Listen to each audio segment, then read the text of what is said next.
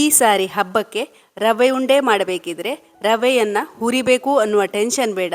ಈ ಒಂದು ಹೊಸ ವಿಧಾನದಲ್ಲಿ ಮಾಡಿದರೆ ತುಂಬಾ ಸುಲಭವಾಗಿ ಉಂಡೆಯನ್ನು ಮಾಡಬಹುದು. ಕೇವಲ 3 ಟೇಬಲ್ ಸ್ಪೂನ್ ತುಪ್ಪದಿಂದ ಪಟಾಪಟ್ ಅಂತ ಮಾಡ್ಬೋದು. ಅರ್ಜೆಂಟಿಗೊಂದು ಒಳ್ಳೆ ಸ್ವೀಟ್. ಹಾಗಿದ್ರೆ ನಾವಿವತ್ತು ರವೆ ಮತ್ತು ಕಡಲೆ ಹಿಟ್ಟನ್ನು ಉಪಯೋಗಿಸಿ ರವಾ ಬೇಸನ್ ಲಾಡನ್ನು ಮಾಡೋಣ. ನಮಸ್ತೆ, ನಾನು ನಿಮ್ಮ ರಶ್ಮಿ. ಐತಾಳ್ಸ್ ನಳಪಾಕಕ್ಕೆ ನಿಮಗೆಲ್ಲರಿಗೂ ಸ್ವಾಗತ.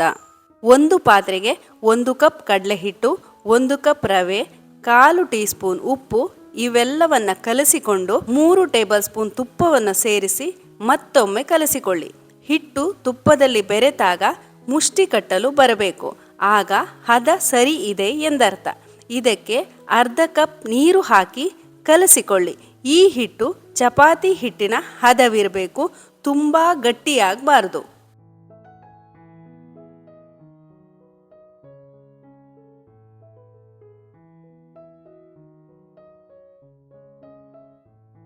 ಈ ಹಿಟ್ಟನ್ನು ನಾದಿಕೊಂಡು ಮೀಡಿಯಂ ಉಂಡೆ ಮಾಡಿ ಉದ್ದಕ್ಕೆ ಮಾಡಿಕೊಂಡು ಮುಷ್ಟಿ ಮಾಡಿ ಕೈ ಬೆರಳಿನಿಂದ ಪ್ರೆಸ್ ಮಾಡಿ.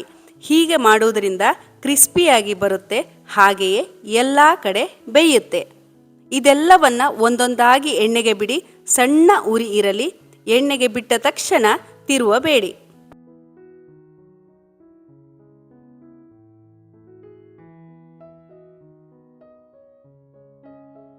ಸ್ವಲ್ಪ ಹೊತ್ತಿನ ನಂತರ ತಿರುವಿ ಹಾಕಿ. ಹೀಗೆಯೇ 2-3 ಸಲ ತಿರುವಿ ಹಾಕಿ. ಪೂರ್ತಿಯಾಗಿ ಎಣ್ಣೆಯ ಶಬ್ದ ಕಡಿಮೆ ಆದ ಮೇಲೆ ತೆಗೆಯಿರಿ. ಆಗ ಅದು ಗೋಲ್ಡನ್ ಬ್ರೌನ್ ಆಗಿರುತ್ತೆ.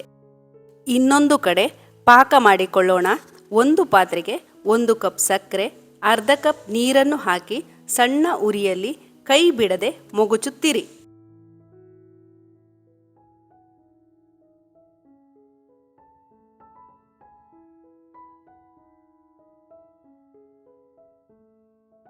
ಎರಡು ನಿಮಿಷದ ನಂತರ ಒಂದೆಡೆ ಪಾಕ ಬರುತ್ತದೆ. ಆಗ ಗ್ಯಾಸ್ ಆಫ್ ಮಾಡಿ. ನಾವು ಏನು ಕರಿದುಕೊಂಡಿರ್ತೀವಲ್ಲ ಅದು ಪೂರ್ತಿ ಆರಿದ ನಂತರ ಸಣ್ಣ ಸಣ್ಣ ತುಂಡುಗಳನ್ನಾಗಿ ಮಾಡಿ ಮಿಕ್ಸಿಯಲ್ಲಿ ಪುಡಿ ಮಾಡಿಕೊಳ್ಳಿ. ಈ ಪುಡಿಗಳನ್ನು ಒಂದು ಪಾತ್ರೆಗೆ ಹಾಕಿ ತುಪ್ಪದಲ್ಲಿ ಹುರಿದ ಗೋಡಂಬಿ, ಬಾದಾಮಿ, ದ್ರಾಕ್ಷಿ ಹಾಗೆಯೇ ಏಲಕ್ಕಿ ಪುಡಿ 1/4 ಸ್ಪೂನ್ ಹಾಕಿ ಮಿಕ್ಸ್ ಮಾಡಿಕೊಳ್ಳಿ. ಈಗ ಮಾಡಿಕೊಂಡಿರುವ ಸಕ್ಕರೆ ಪಾಕವನ್ನು ಹಾಕಿ ಕಲಸಿ 2 ನಿಮಿಷ ಬಿಡಿ.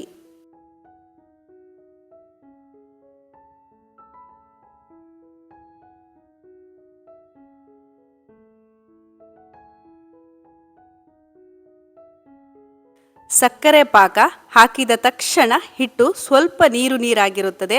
ಆದರೆ ಸ್ವಲ್ಪ ಆರಿದ ಮೇಲೆ ಅದು ಗಟ್ಟಿಯಾಗುತ್ತದೆ. ಪೂರ್ತಿ ಬಿಸಿನೂ ಅಲ್ಲ, ತಣ್ಣಗೂ ಅಲ್ಲ. ಆವಾಗ ತುಪ್ಪ ಸವರಿದ ಕೈಯಲ್ಲಿ ಹಿಟ್ಟನ್ನು ತೆಗೆದುಕೊಂಡು ಗಟ್ಟಿಯಾಗಿ ಒತ್ತಿಕೊಂಡು ನಂತರ ರೌಂಡ್ ಶೇಪ್ ಕೊಡಿ. ತುಂಬ ಕಡಿಮೆ ಸಮಯದಲ್ಲಿ ಈ ಒಂದು ಲಾಡನ್ನು ಮಾಡ್ಬೋದು.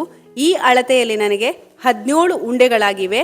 ತುಂಬ ಈಸಿಯಾಗಿ ರವೆ ಹಾಗೂ ಬೇಸನ್ ಲಾಡನ್ನು ಹೇಗೆ ಮಾಡೋದು ಅಂತ ನೋಡಿದ್ವಿ.